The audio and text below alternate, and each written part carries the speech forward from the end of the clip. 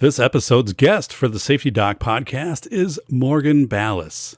Learn more about Morgan by visiting his website, campus-safety.us. That's campus-safety.us. And follow Morgan on Twitter at CampusSafetyDad.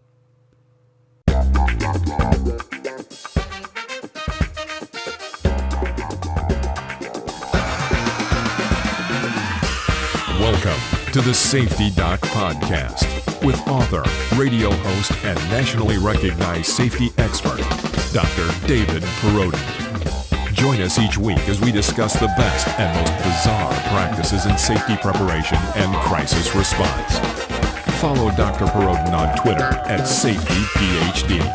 And remember, the truth will keep you safe. Hi, everybody. This is Dr. David Perotin, and welcome to the Safety Doc Podcast. Recorded down here in the North Star recording studio. It is a brisk 57 degrees right now, which makes for an awesome climate for today's show. We're going to heat things up by talking about school safety with Morgan Ballis. He is the Director of Strategic Planning and Training with Campus Safety Alliance, which is a network of emergency management professionals, law enforcement trainers, and educational leaders providing evidence-based safety solutions for pre-K through 12 facilities and faith-based organizations. Morgan has an impressive resume. He's a firearms instructor, spent several years in the United States Marine Corps. He's currently completing a doctoral degree in emergency management at Capella University. Morgan, welcome to the Safety Doc Podcast. David, thank you so much for having me on. Wow, you're a busy guy with a very impressive resume. Did I leave anything out that you want to share with people? I left a lot out, but anything yeah. that's I think most important than anything, I'm a father. I'm a husband. My wife is an educator, so they are really the motivation and the passion for what I do. Awesome. Yeah. Morgan, my dad was a principal for 37 years. And when he retired, he and my mom built a house one block away from the school. So every day when they get up, they look outside. They can look down at the school where he taught for so many years. So yeah, it's definitely a part of my family also. So today we're going to talk about preparing for an active assailant on campus. And of course, everybody's heard about intruder drills, active shooter drills, people being on campuses who shouldn't be there, whether it be, we think of campuses, K-12, well, it can be a community-based site for preschoolers. It can be a traditional brick and mortar site for 4K, a portable building, off-campus placements for students. So there's a lot of areas we need to consider for safety. So one of the things you use when you present with organizations, with schools, is you present the data, or the data, whatever. But what data set to use when you talk about shooter events according to the FBI? Because I know people will say there's been this many school shootings or this many, and those numbers vary. It's nebulous. How do you clarify that when you go in and educate, basically school leaders who are very panicked and wanting to do the right thing? Yeah, no, that's a great question. The challenge when we look at specifically active assailant events on campus is, of course, they get a lot of media attention. So like you describe in your book, we tend to over-focus on the preparation, the response, and the things that we can do to really prepare our stakeholders for these type of events.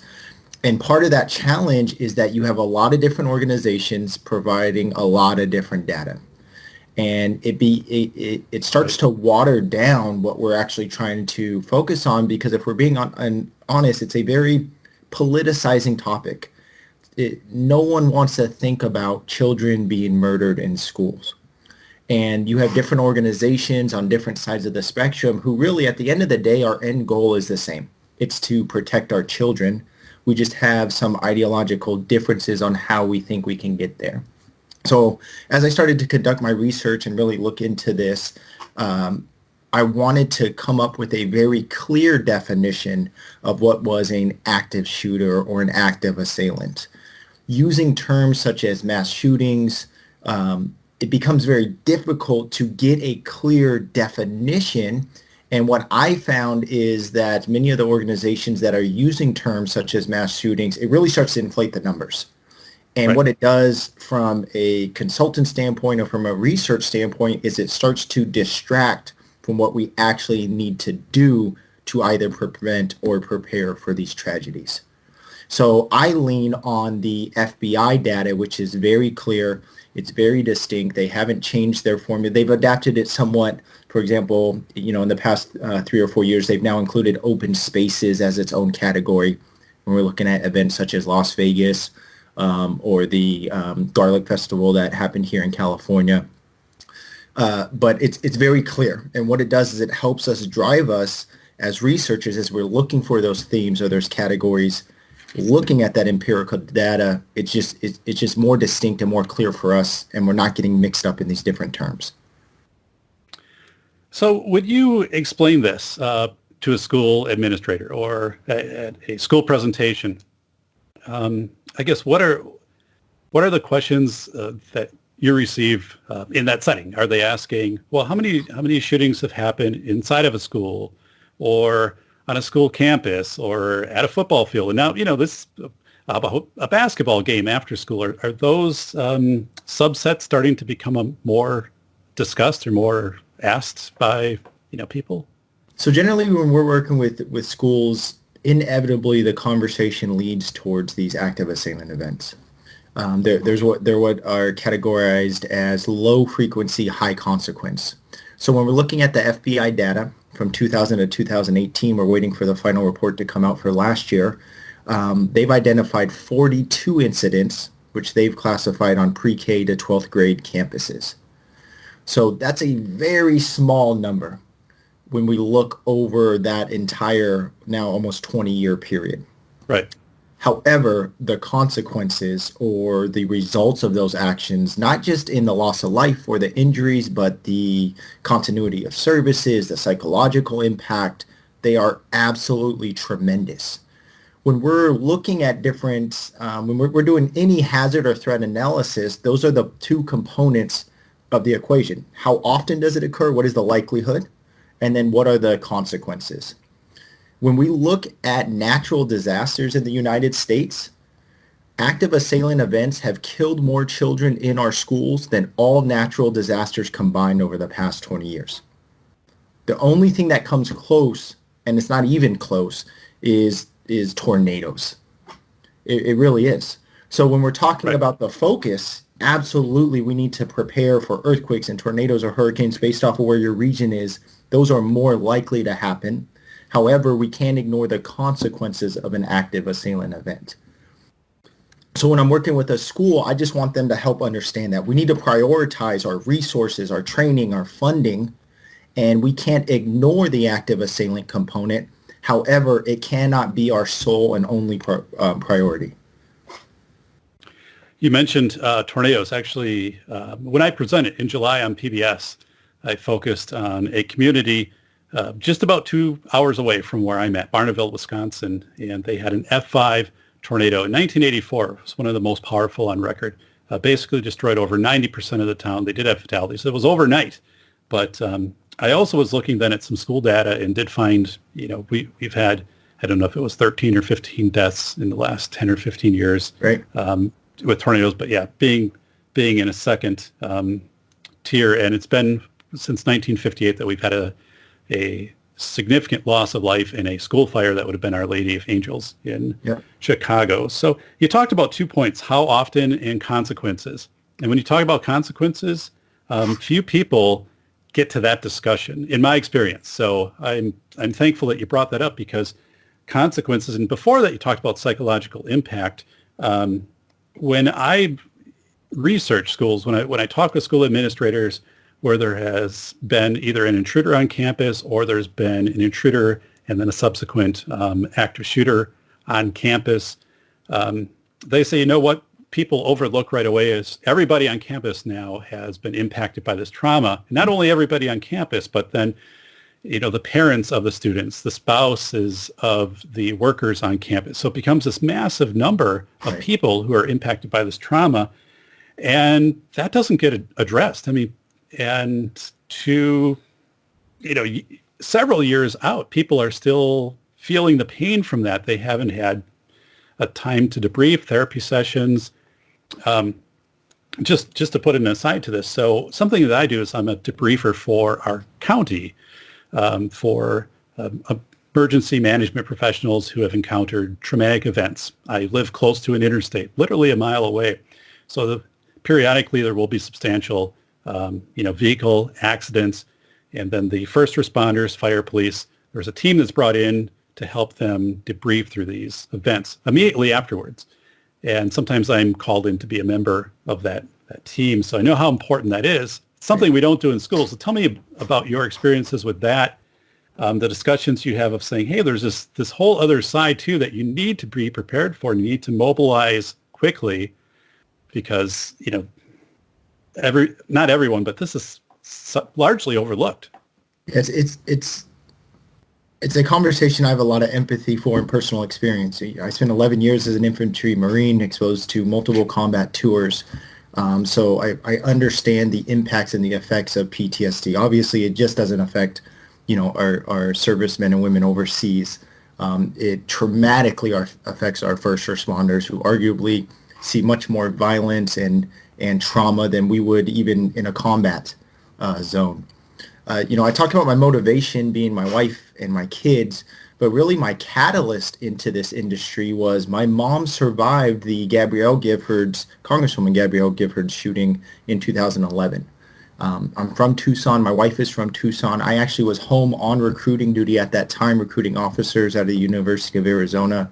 And my mom was literally standing at the table when the violence erupted. She just happened to be between a pillar and the shooter. She would save the life of Ron Barber, who would go on to be our congressman, replacing Gabrielle Giffords in that area. And I never imagined as a combat veteran that I would be counseling my own mother on PTSD and survivor's guilt and the harms of self-medication. So I have a lot of empathy and understanding when it comes to that situation, and it's a huge component.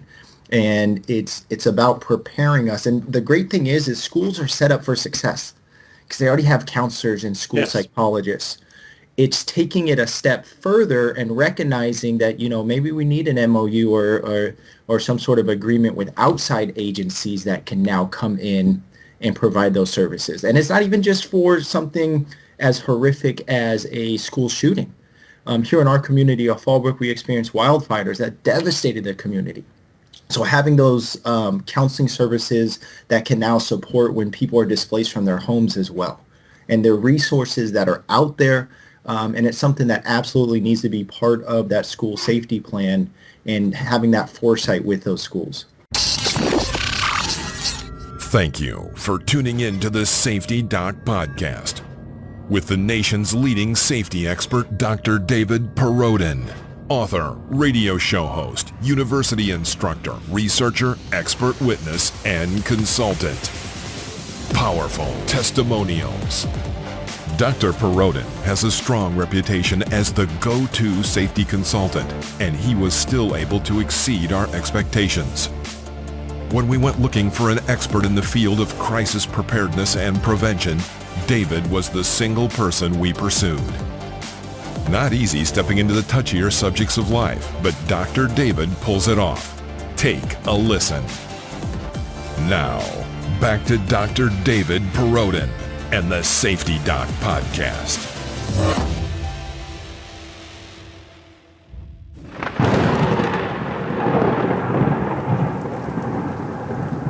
Morgan, well, first, thank you for sharing the experience with your mother. I mean, it's powerful. I am thankful she wasn't injured in that, but I'm also recognizing once you experience something like that, I don't know how you go a day without thinking about it. You discussed memorandums of understanding, and right now I'm actually teaching a class for aspiring school administrators.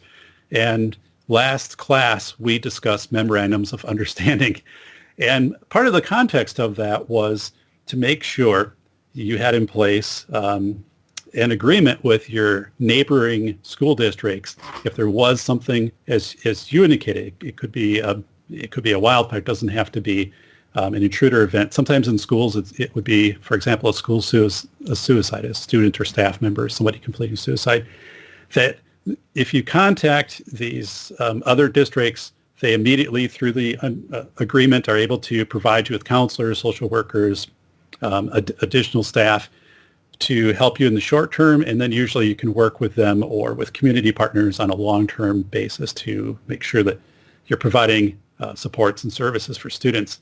And I'll tell you a story on that.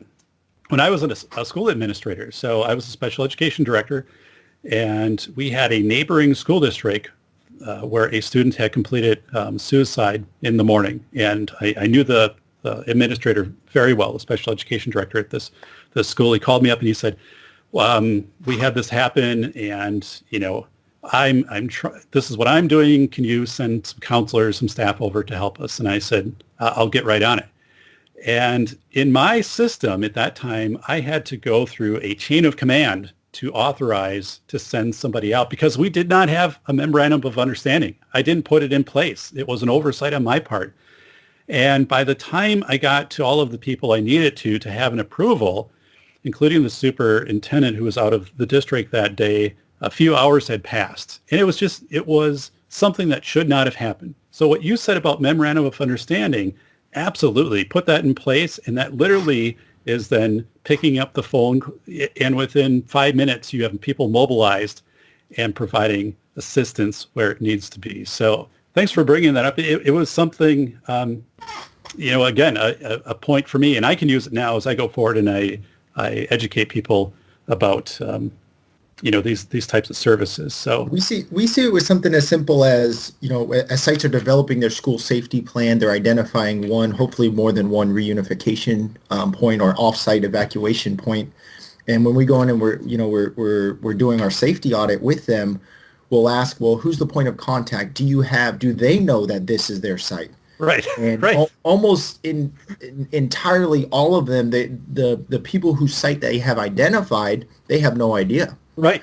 There was one church that was an off-school reunification point for a school, and we contacted them, and they're like, no, we had no idea. You're more than welcome to use it, but we have a new key or we have a new code.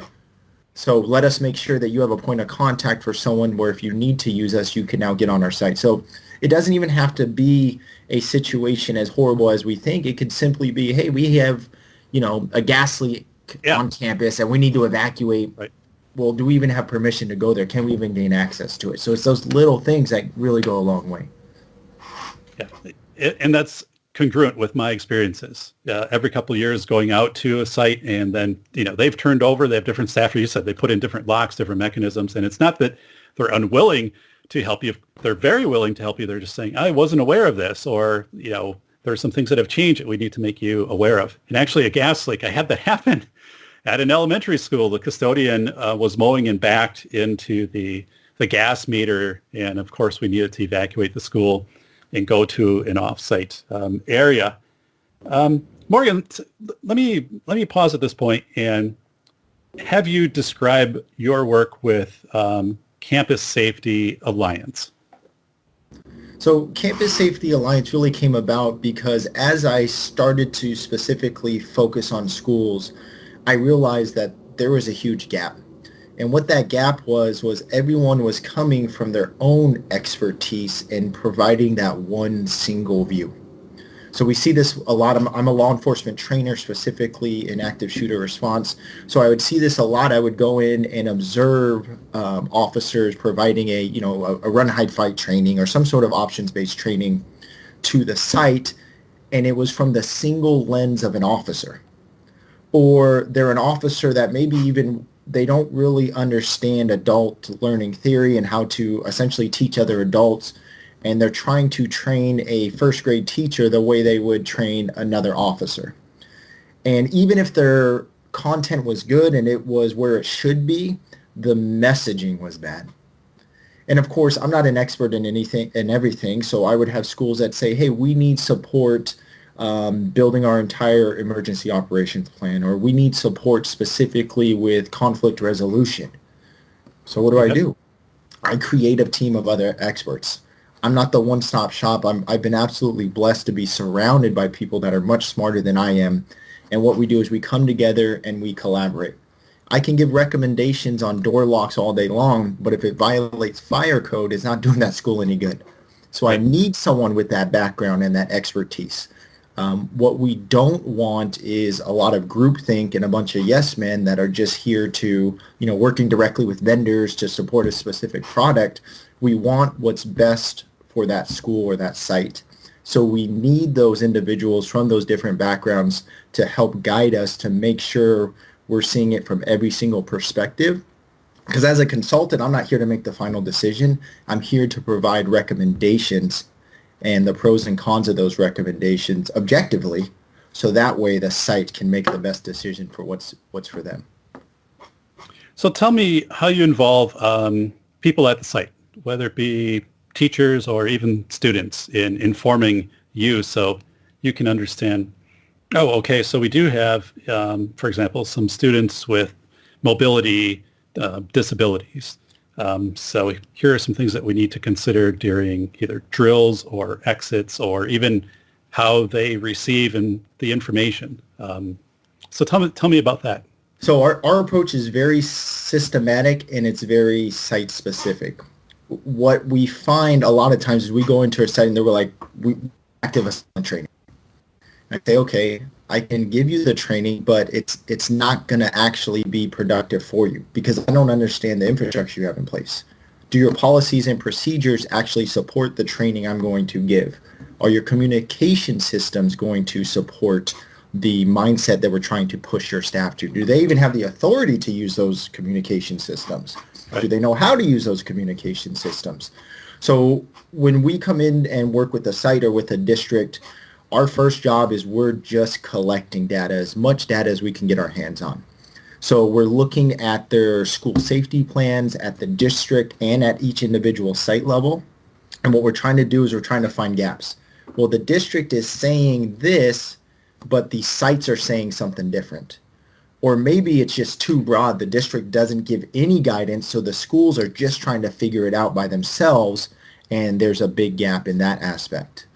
And we're taking those plans and those systems and we're comparing them to what does the county require? What does the state require? Are there any federal mandates? So first we want to get them in compliance, and then we start to look at different best practices.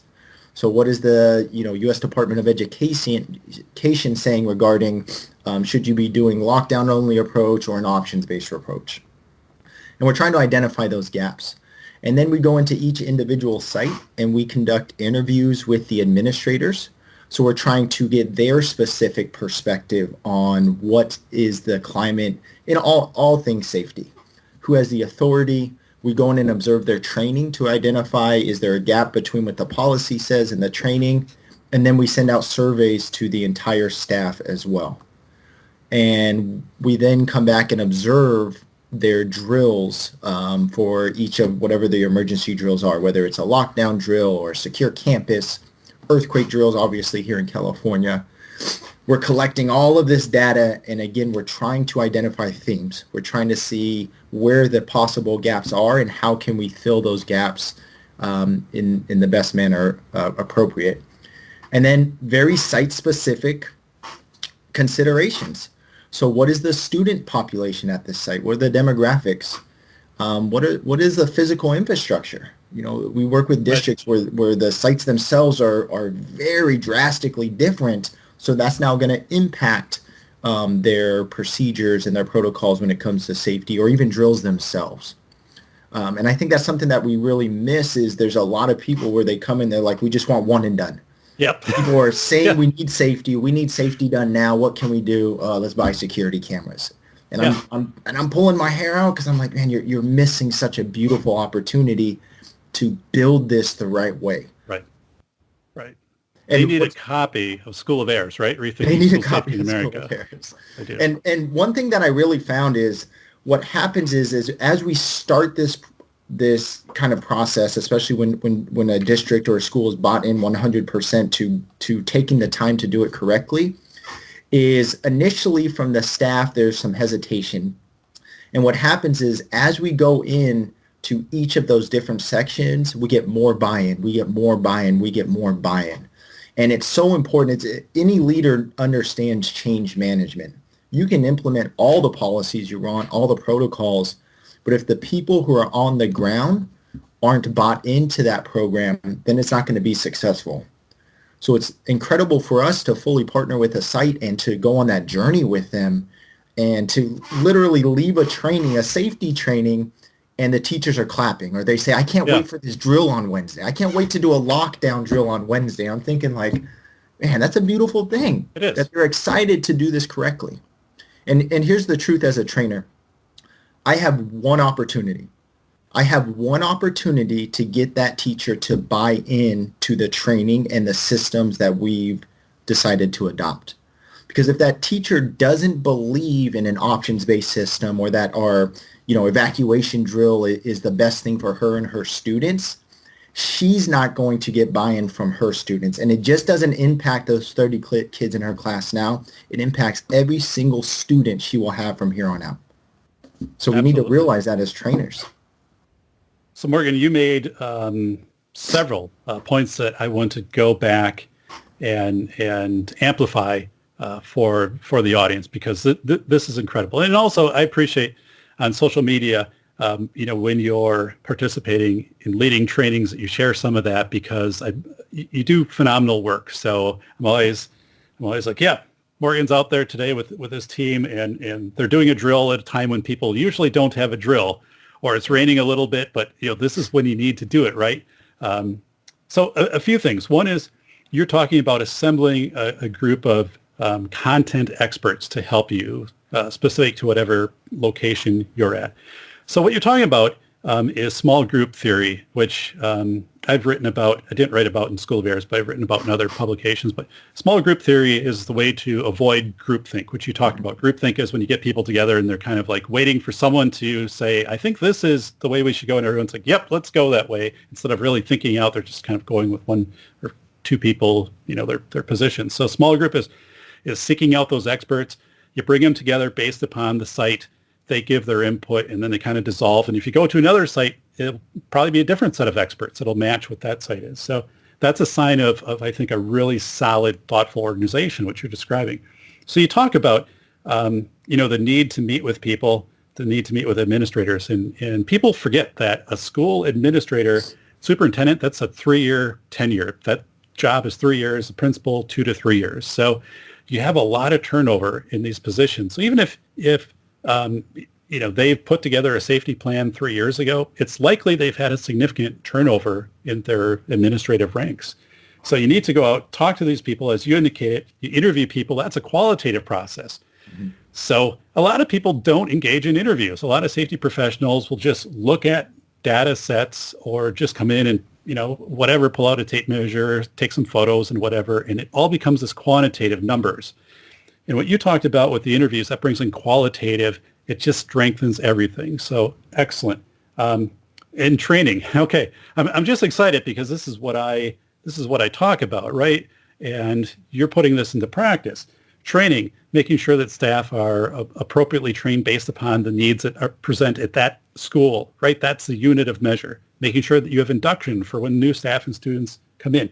Asking the question of who has authority to make decisions. I've been in those conversations, right?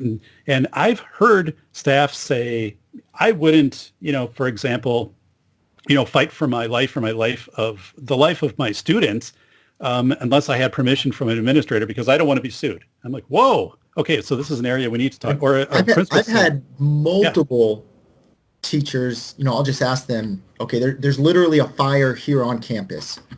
What would you do? And overwhelmingly, they say, I would call an administrator. Overwhelmingly. And it's back to that, and you talk about this a lot in your book, it comes down to empowering our staff with authority. We have to empower them with authority. Yeah, absolutely. Absolutely. So, and for anyone wanting to do a case study, research Our Lady of Angels in 1958. where 93 between nuns and students perished at a fire. At the end of the day, fire that was discovered early, but because the nun who discovered it was trying to find her superior to make a decision, then to call the fire department to sound the alarms, several minutes passed and lives were lost. And Marjorie Stoneman Douglas is a phenomenal case study on the lack of empowerment as well, with the delay in sending out that code red message. Yeah, absolutely. Absolutely. And I'm going to anchor it one more time to what you talk about is working at a school level, a unit of measurement. It's not this one size fits all. Someone saying, here's the check, give me the binder, and boom, we show it to the board and we're good. So getting to that unit of measure to a school, what you do is so important. So just wanted to bring that up again to people. If someone isn't coming into your school when they do a safety assessment, if they're just stopping by the district, meeting at district office, that's not effective. What you're doing, Morgan, is effective.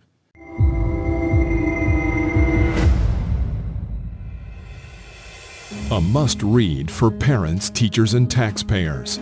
Dr. David Perodin has written the most honest book about the $3 billion school safety industrial complex. Attorney James Sibley proclaims, a brave demonstration of speaking truth to power. School of Errors rips the lid off the billion-dollar school safety industry. Using real-world examples of successful responses in desperate situations, David contrasts the expensive window dressings pitched to panic parents with the inexpensive and effective approaches proven to actually work. Read this book before you let your school waste another precious dollar on meaningless safety theater. Buy the international bestseller, School of Errors, Rethinking School Safety in America, now at Barnes & Noble or Amazon. So I'm gonna move us on. We have some different questions. There's so much. You're so versed, so brilliant in these areas. So where did this term lockdown come from, and why is lockdown not enough? Yeah, so lockdown is something that really post-Columbine started to become prevalent. Alice did a study, and they asked that same question. And post Sandy Hook, they wanted to know, lockdown has been the go-to response for more than the past decade at that point. And they asked that question, where did this come from?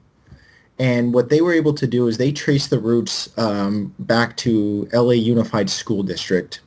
And what they found is that lockdown was actually designed in response to drive-by shootings. And they actually literally used to call them drive-by drills.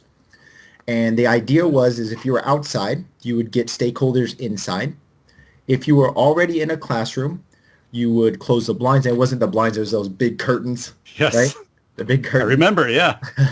You would turn off the lights and you get below the windowsill. There was actually no protocol to lock or close your door. Why? Because the threat that we were facing was an outsider threat, both in location and the relationship to the site. It's not aligned to the type of threat that we are seeing in these school active shooter events. These are insider threats. When we're looking at middle school or high school level, over 95% of the attacks are conducted by current or former students. What does that mean? That means they're already on our campus when the attack unfolds. That means they're completely familiar with our security infrastructure, how to bypass that security infrastructure. When we look specifically at the weapons used, overwhelmingly, handguns are the preferred weapons in these attacks. What does that mean? That means they're able to conceal that weapon as they get onto our campus and bypass our security infrastructure. So lockdown was never created for the type of threat that we face today. Lockdown has its place, and we still encourage sites to use lockdown. However, it's very similar to secure campus in terms of you're trying to prepare people if they need to elevate to possibly an options-based response. So a secure campus is used if there is a human threat external to the campus. Generally speaking, what we see is maybe there's police activity right outside the campus. Okay. And you want to lock the perimeter, you move all your stakeholders inside, they can continue teaching. But why do you do that? because if that threat gets onto your campus, they are now more prepared to respond. Essentially what you're doing is you're buying more time for your stakeholders. For us, lockdown is used if there is a potential threat on campus, but they're not actively harming stakeholders. So maybe I have a non-custodial parent trying to take a kid. Maybe I have a transient or someone with some mental health issues on my campus. Maybe I have an extremely hostile parent on my campus. So now I'm preparing myself. There is a possibility this could elevate to an active threat, but it's not there yet. And again, what that does is it helps us buy more time. So I truly believe lockdown should be taught. And if we look at the frequency, right, and when we're doing our threat analysis, you're going to need a lockdown more than you're going to need an options-based response. However, the way that we've been teaching lockdown, what it does is it's essentially a passive response, right? If all you've ever done is taught your students to get under your desk, essentially duck and cover, right? What happens when that threat materializes in their classroom? Because if we dissect those 42 incidents even further, what we find overwhelmingly is they don't start from outside the campus and work their way in. They start inside of our safe space. They're already in our hallways. They're already in our cafeteria. They're already in the classroom when the violence begins. And if the only thing I've ever done is to tell you to get under your desk, then that is what you're going to default to. You also, so when you were talking about, let's say in the neighborhood, there's something going on, and then the school would technically go into, the term would be lockout, right? When the doors are locked on the outside, but the classroom doors would still be open and students would be able to go about their classes. And if it moved on campus, then there might be a lockdown issued. That's the way that, yes, okay. That's the way we approach it. There's definitely different, terminology. That's another challenge we see with a lot of schools is the definitions, right? We talked about definitions earlier, and there's a lot of confusion even among staff about the difference between these, a secure campus or a shelter in place or a lockdown or an options-based response. There's a lot of, overlap in terms of what staff members believe those things mean. So one of the big things we do is, one of the first things we do when we're providing our recommendations is to standardize those definitions throughout the entire district, and then to standardize the communication protocols that would initiate whatever that response is. But yeah, depending on what system that you're using, a lockout may also be considered a secure campus, or a lockdown might be considered someone already on campus. Okay.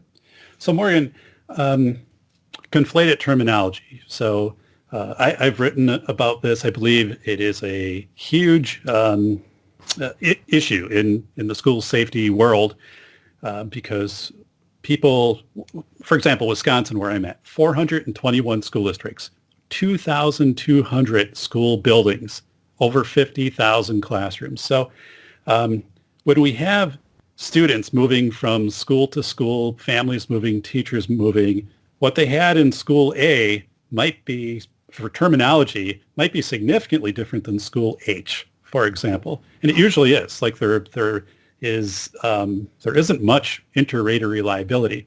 And then thankfully we don't have people doing all of these code words, anymore. Like there's a condition blaze orange, or, one I went to was Mary Poppins is in the building, and that was supposed to be if there was an intruder. This was like years ago. And people are like, what? That comes from a military or a law enforcement background. And okay. and that's where, for me, I'm in a unique position because I'm a law enforcement trainer as well. And I understand how schools get to that point. Because what does the U.S. Department of Education, any county office of education tell you to do? Go talk to your local police department and have them help you develop this plan. So they come in with that mindset where we have to use brevity codes or these communications where we don't want the enemy or the threat to know what we're talking about.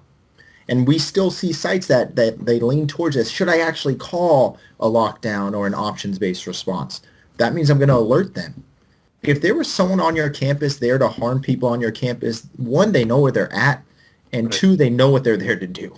right? It's about giving other people more time. More time equals more options. More options means an increase in survivability for that incident.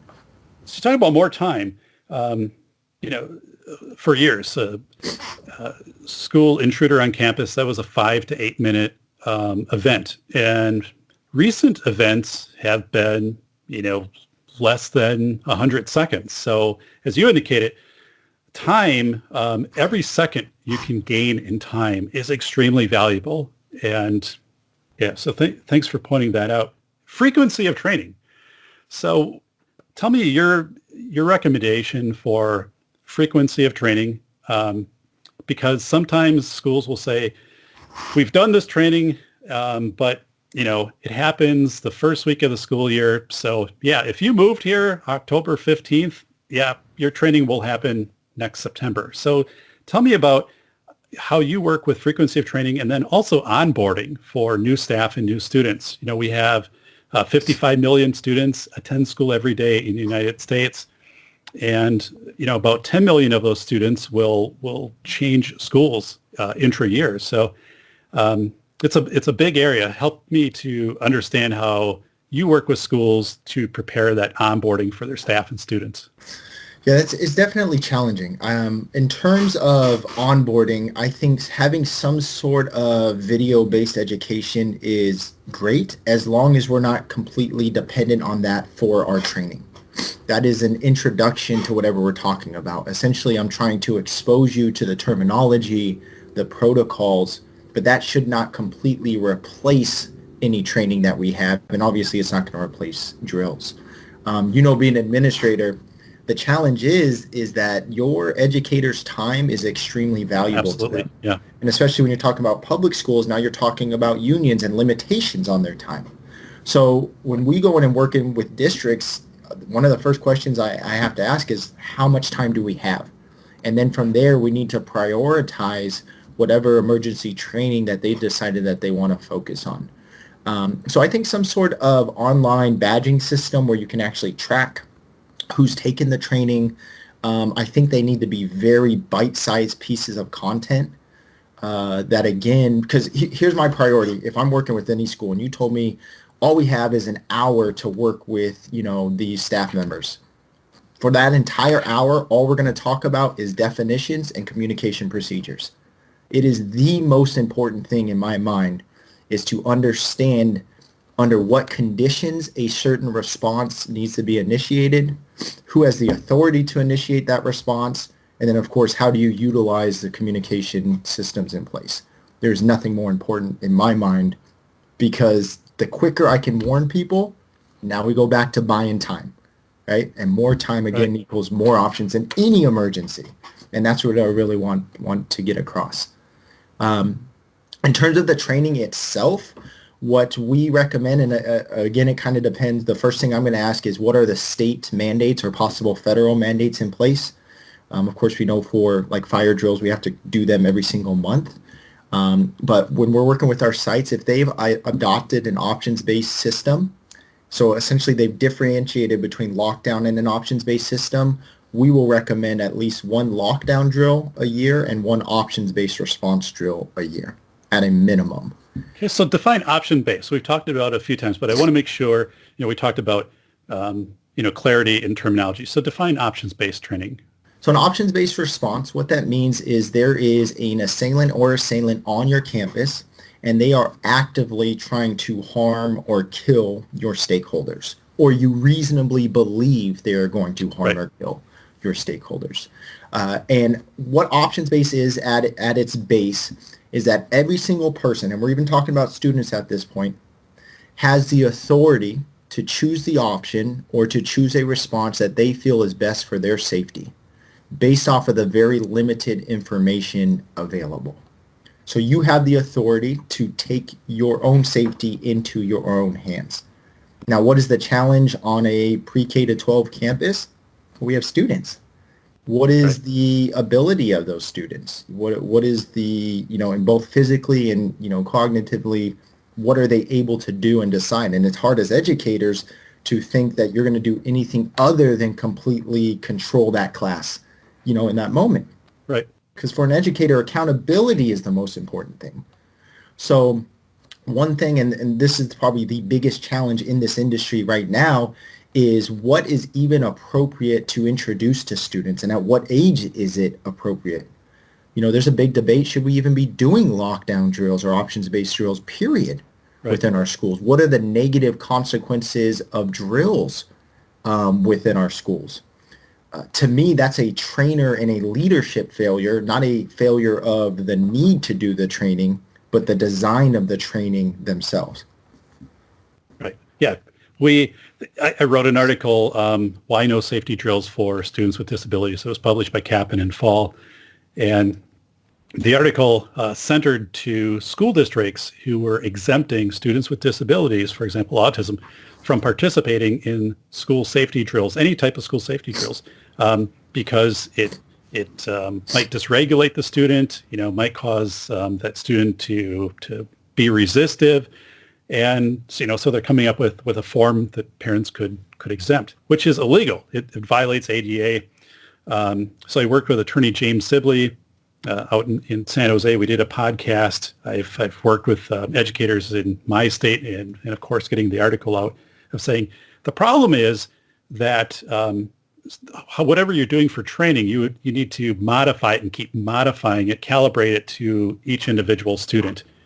And now that people might say, well, come on, Dave, be realistic. Well, I worked at the Wisconsin School for the Blind for 4 years. So I worked with students who were blind, who also had autism, who also had mobility disability. So imagine all of those together, comorbid conditions. And we made sure that every student participated and was instructed. And actually, there was a fire at the school when I was there, a 2-alarm fire.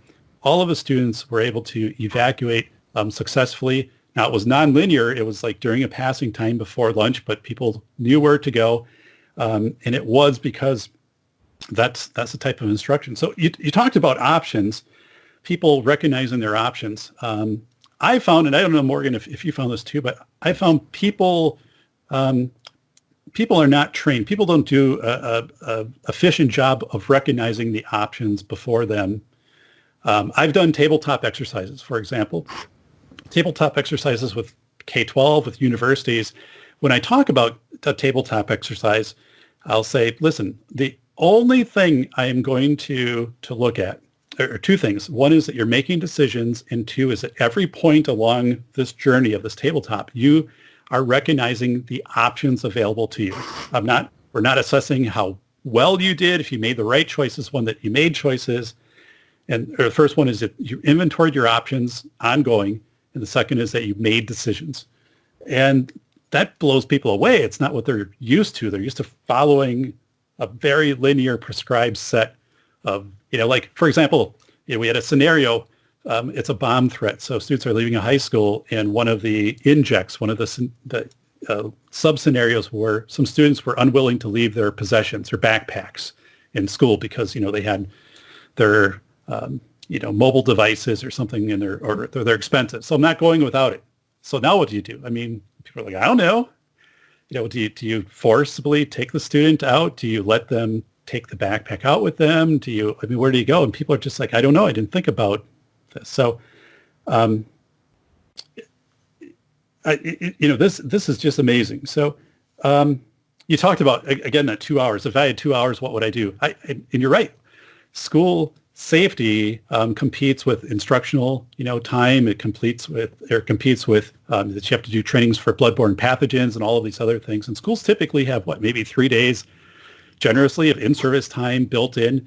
Right. So there isn't a lot of time. You have to be, we would all want to devote more time to school safety instruction and really, you mentioned that I did some work with a district, and they said, when you come in, Dave, like if you could keep it about 15 minutes, like that would really help us out in today's schedule. I'm like, I don't know. Like I can, for 15 minutes, this is where I can go, which is just a kind of a small pep talk on whatever. But I said, this isn't a training. Like you understand that, right? And wow. So tell me about I guess issues you see with the lack of accountability, oversight, learning objectives, someone coming into a district and saying what you're doing is effective, what you're doing isn't effective? Because more or less, it's like you've done it and then you move on. No one measures. No one's coming in from the state Department of Justice, the insurance carrier. Nobody is doing that. So tell me what you see and how you fix that. Yeah, so I don't know if we can fix it. A couple of things, and this is what I love so much about your book, especially is it's really so simple how we make training and drills effective. And you start with a learning objective. It blows my mind when I go in and do an audit on a training and there's literally no objectives tied to that training. You would never, as an educator, teach a subject without having a goal, without tying it in, to something else. So for us to go in and say, well, what's the purpose of this training? Well, it's lockdown training. Okay, but what are your specific objectives for your teachers? And what are your specific objectives for your administrators? Because those should be different things because they have different roles. Are you providing objectives specifically for students because they have different roles? So that's one of the biggest things that we do when we go in and we work with a site. It's not just conducting training. Our objectives for administrators is how do you design an effective drill? Because we want them, because they're the continuity. They're the ones continuing forward. That district's not going to keep hiring me, every single year to come back and do their training, and they shouldn't. They should get to the point where they're able to confidently, produce those same results. So the learning objectives are so critical. And then just because we do a training, we're not done. We need to continue to collect data. So when we're done doing the training or the drill, we do a debrief as a leadership team. And then we send out surveys again, and we try to get input directly from those teachers. What I see a lot is maybe there's one or two classrooms where we see, some challenges that they didn't really meet the objectives we were trying to meet. Well, there's no loop in that information. None of that information gets pushed out to other teachers. Or as leaders, we don't solicit feedback because I can't be in every single classroom at all times. I'm going in and I'm just observing what I observe. I need feedback from those teachers. Well, how can we make these things better? And one thing that we ask that I think is extremely important in every single survey is, did any of your students or staff members experience any trauma during this drill? Did you have a negative emotional reaction from someone in your classroom? What was that, and how can we prevent that going forward? Thank you for tuning in to the Safety Doc Podcast with the nation's leading safety expert, Dr. David Perrodin, author, radio show host, university instructor, researcher, expert witness, and consultant. Powerful testimonials. Dr. Perrodin has a strong reputation as the go-to safety consultant, and he was still able to exceed our expectations. When we went looking for an expert in the field of crisis preparedness and prevention, David was the single person we pursued. Not easy stepping into the touchier subjects of life, but Dr. David pulls it off. Take a listen. Now, back to Dr. David Perrodin and the Safety Doc Podcast.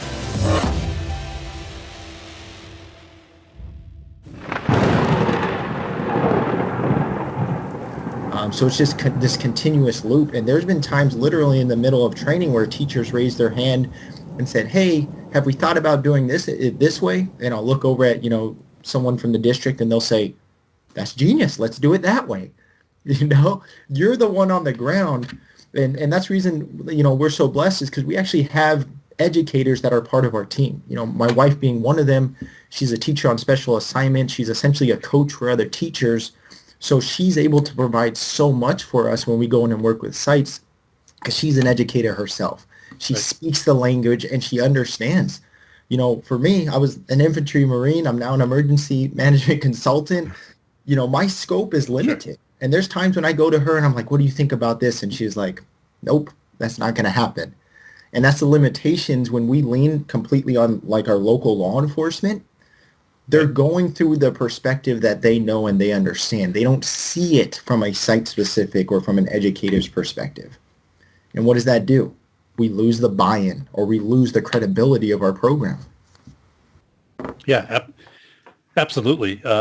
And in Wisconsin, for example, I mean, it is mandated that you need to, work with local law enforcement. So a lot of districts do that in the exact manner that you indicated. They ask law enforcement to come in. Law enforcement will conduct a drill, which is innate to their training.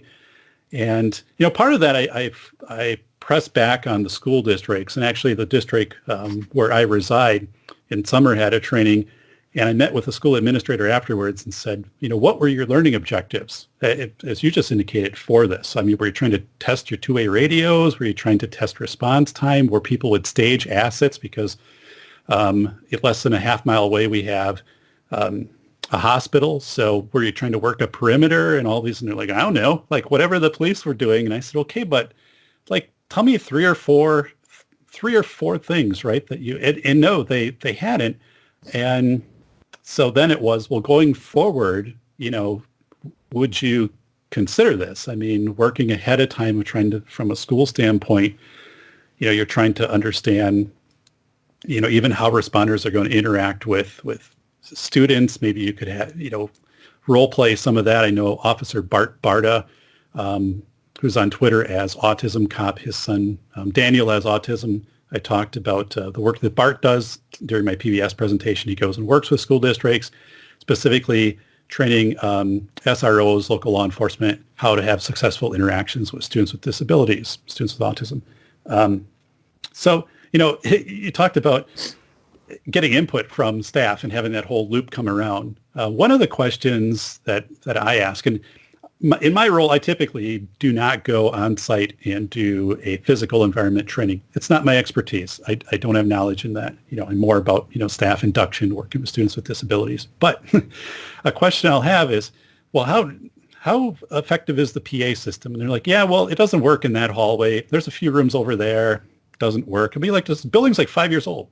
And so, so did you tell anyone? I don't know. I guess some people know about it. And it's like, that's communications. Like, your PA system doesn't work. But they also said, well, this is the first time anybody really ever asked. And it's like, whoa, so though, what you're bringing up, we have to ask the right questions to be informed. And we have to, look at the site. You asked something earlier. You said, how do you do these assessments, or how do you get feedback? Another thing that I see in this industry, and you can obviously speak to this, you talk about it in your book, is, you'll have a consulting firm come in and do an assessment of that school.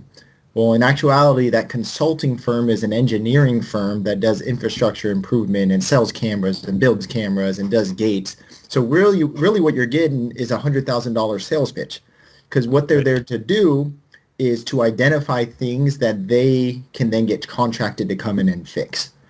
And it's something where for me, it's I don't have the portfolio of some of these huge, conglomerates that are out there. And districts, when they're assessing who to bring in, they look at this portfolio and they're like, oh my gosh, they've worked with all these people. Right.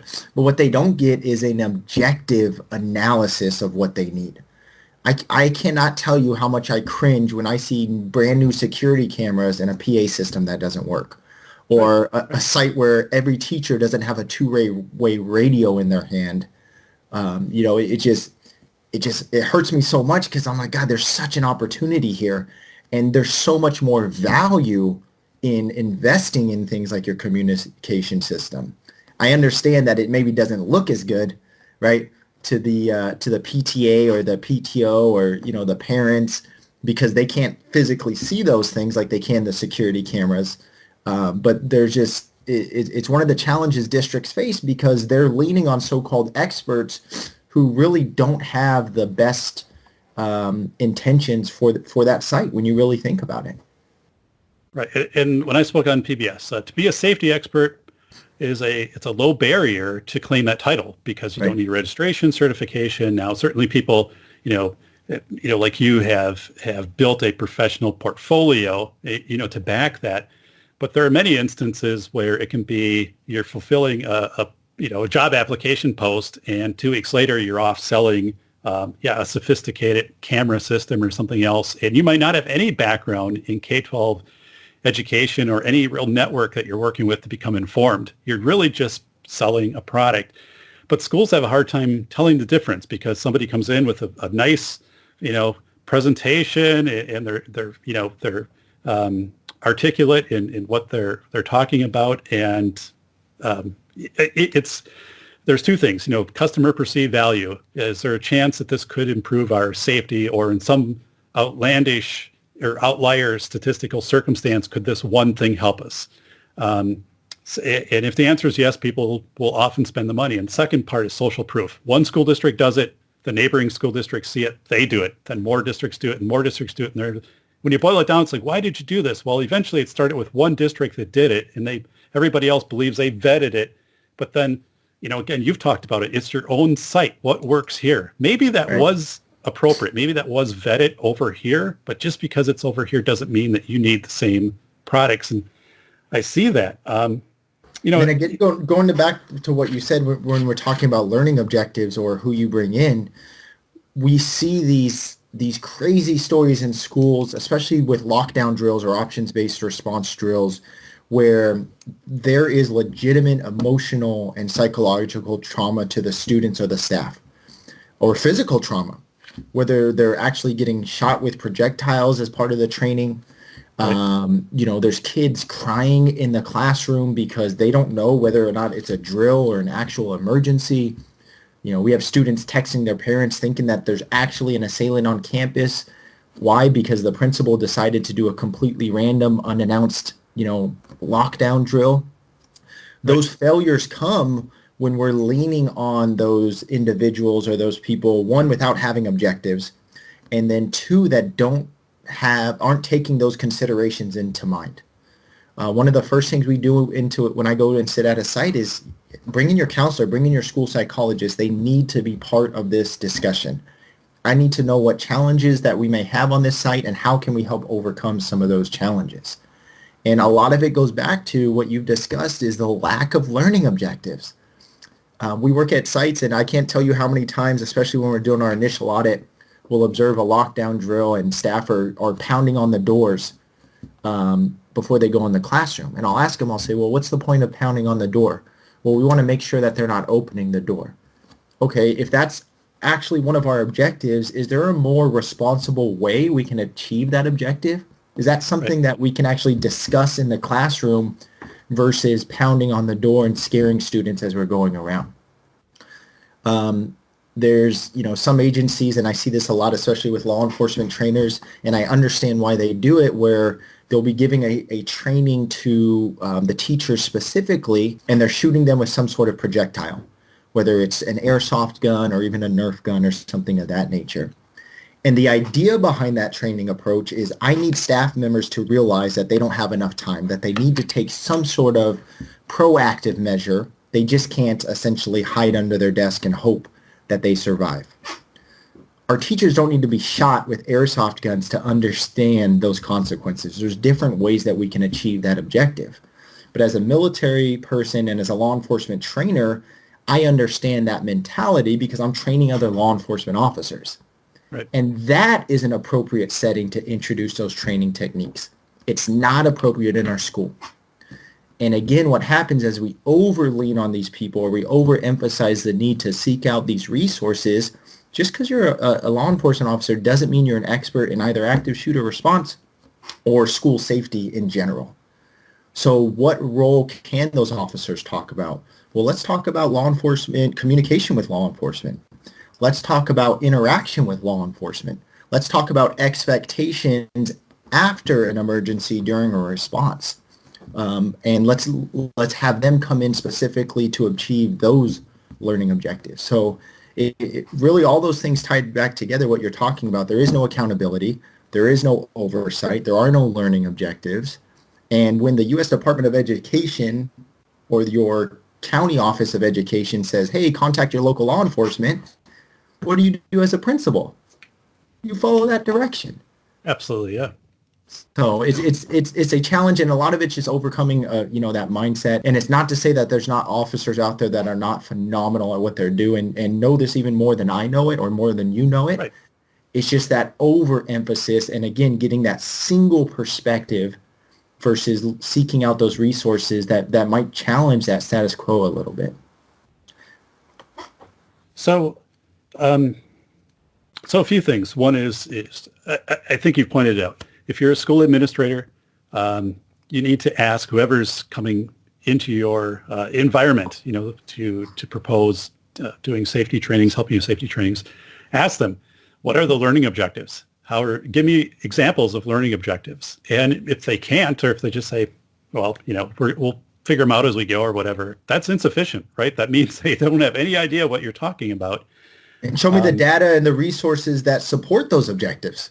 Right. Right. And you gave a perfect example, Morgan. Someone, pounding on a door to make sure that nobody opened a door that had been secured. Okay. So learning objective is you're trying to find out if people will open a secured door during a lockdown. So then, that's what you're going to measure. So you're going to have some means to do that, which aren't going to introduce trauma, into that situation. So that's outstanding. And boy, okay. So much. If anybody can see this, these are my notes. I've been going crazy here with writing. But also, we also don't have templates of here's, from start to finish. Here's an example of an assessment in a district. Here's how some things were looked at. Here's how emergency management, interviews with emergency management. That isn't done by our Department of Public Instruction, Department of Ed, Department of Justice. It's kind of this thing of saying local control, the district, all districts have to tailor things for themselves. But then again, we just don't end up with information that helps us say like, well, really, how should we do this? Like, what's the expectation? And as I shared earlier, in my community, after the school district completed their drill, which did not have learning objectives, it was very frustrating for me because I did sit down and said, as a parent, okay, I have two daughters in the school system. If you would have up on your website or even a communication out to parents saying, we're doing this drill with law enforcement on this day. And here are 4 things that we are going to measure. One is like our two-way radios. One is to, where people, put it in terminology that people understand. Where, when people pull up with emergency vehicles and cars, that we still can get in and out of our buildings. And then whatever it is, like 4 things, I'd be like, this is great. Now I understand what you're trying to accomplish. I understand what my daughters are, it's about kind of this whole experience. And yet, like, it didn't happen, and I'm not sure that it'll happen again. But I know in my work going forward, I'm putting a lot of emphasis in saying it's literally, because people be like, objectives like what, 20? I'm like, 4 objectives. Yeah. Like, that's it. And, what you're talking about is a community-based approach, right? And it's no different than you would approach education. You're just applying it now to emergency management. So those letters that you're talking about, what you're doing is you're helping to explain to the parents and the community, why are we doing this? Why is it relevant? Because the school has 2 jobs, to educate and then to keep our kids safe while they're being educated. That's at the basis, there are 2 main priorities. Right. So this is how we're going to achieve those. And what a great opportunity now for that school to train parents. You could send out in that same letter, here are 3 do's and 3 don'ts during an emergency. Do not call the school. If you call the school, you're impeding people from calling out and contacting emergency services. Do not show up to the school because you're blocking emergency vehicles from getting to our site and keeping your kids safe. Do go here, or do go on our Facebook page, whatever it is, their protocols are. What an incredible opportunity to train those parents and help them understand and put them at ease. Because let's be honest, as any parent, you hear there's an emergency at that site, you're going to that site, right? And I don't blame you for that. But if we help prepare you with the knowledge of why that's actually a negative and could hurt your child, then maybe we can have success if there's, a situation. Same thing during a drill. If I'm doing a fire drill at school, why can I not test my emergency communication system to parents? Hey, this is a test message. We did a drill in an actual emergency. We would expect you to do this, or you would get information from us this way. What an incredible opportunity to leverage every single asset that you have in a very simple way. I completely agree. And we know if we tell people ahead of time what to expect, they typically will follow that. So if you're telling them ahead of time, don't come to this school, don't call, you'll still have some people who do that, but you'll have several people who will say, this is what I've been told to do during an emergency. So yeah, what you're saying is let staff know, let students know ahead of time, have these discussions. And we underestimate, James Sibley talked about this, Attorney James Sibley, we underestimate how competent and capable people are, kids and adults, if we talk to them ahead of time and empower them. So, I mean, everything that you're saying, bolsters, what other experts, have said to me. So, but this has been absolutely tremendous, Morgan. I'm really enjoying this conversation. But yeah, it's sometime the sun's going to set here, so I want to be respectful to your time. Let's bring this to a close with talking about your doctoral study and why you chose to pursue a doctoral degree.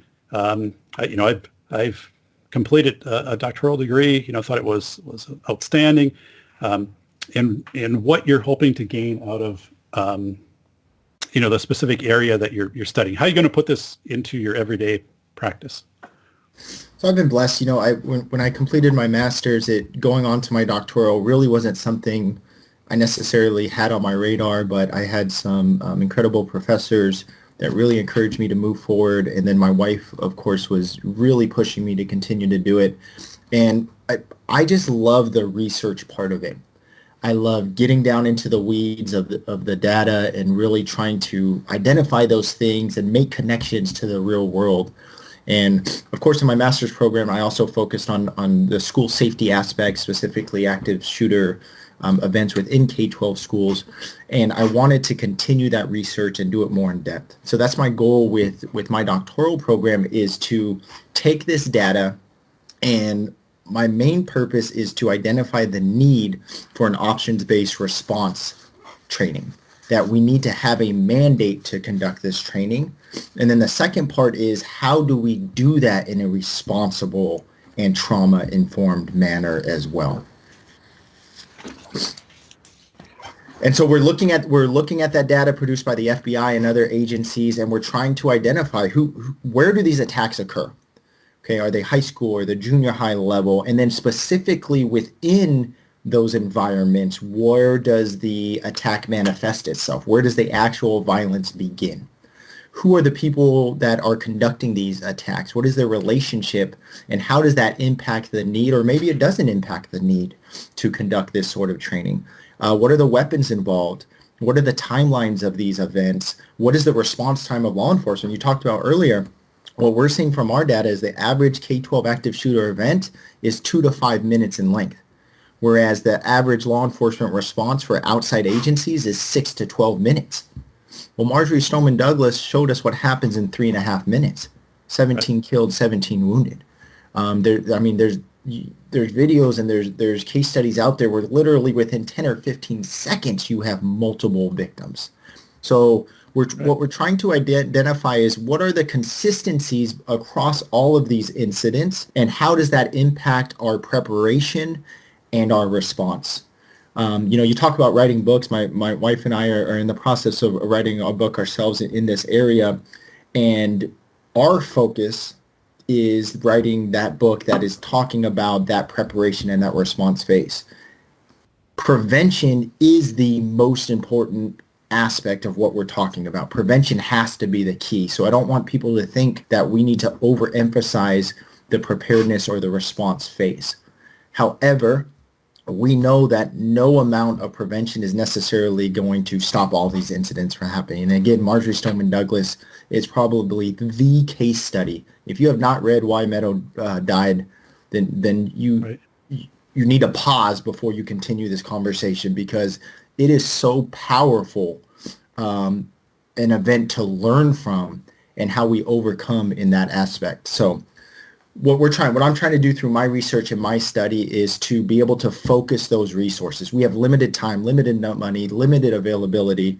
where should schools really focus their efforts specific to active assailant events? Should we have training at all? If we are, what type of training does that need to look like? And then how do we responsibly prepare our staff members and our students? Morgan, I had the pleasure of Max Eden, a Yes. co-author of Why Meadow Died, on my show, and Max and I have had communication. So yeah, as you've indicated, Why Meadow Died, Andrew Pollack and Max Eden co-authoring that book. It is essential reading for anyone wanting to understand, really the politics, procedures, and failed practices that contribute to a devastating outcome in school safety. And then also to take away from that, here's what to change. Easily one of the hardest books I've ever read. I honestly had to pause throughout that book. It was terrible, but at the same time, so enlightening. Morgan, thank you so much.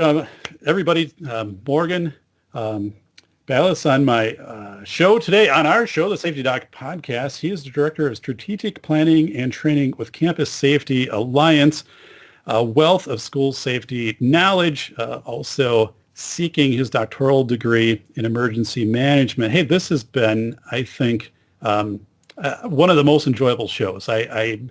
You are so dialed in, Morgan, and again, I've been following your work. I appreciate your work, your contributions.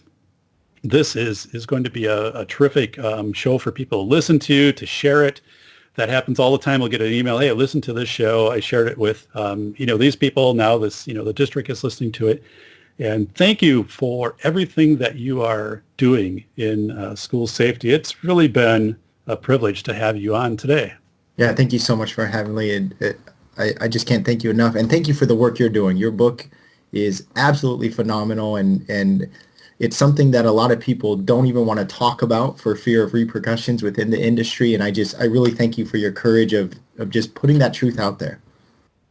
Well, thank you. Yeah, so I am the author of the book School of Errors, Rethinking School Safety in America. If you just type in School of Errors on Amazon, it can come up. It will come up, and it's now it has 21 reviews. So I'm having fun kind of reading how the book has impacted people, from school board members to parents in other countries who have purchased the book. So I feel, it's been a valuable contribution. I look forward to the second, book that I'm working on, taking it even a step further. So everybody, how can people learn about you, Morgan?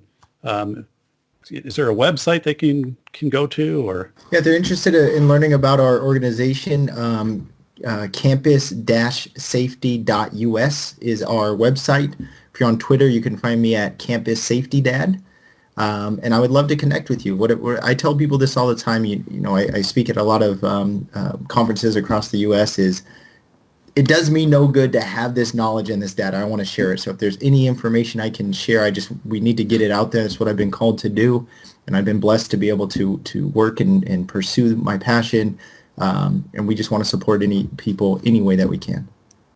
Okay. Well, thank you so much, Morgan. Thank you.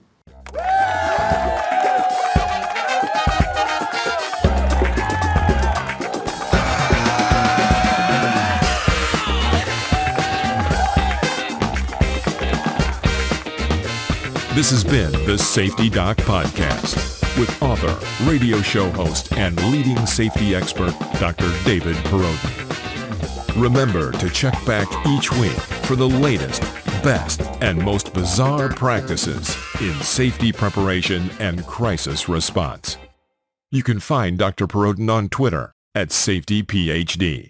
And remember, the truth will keep you safe.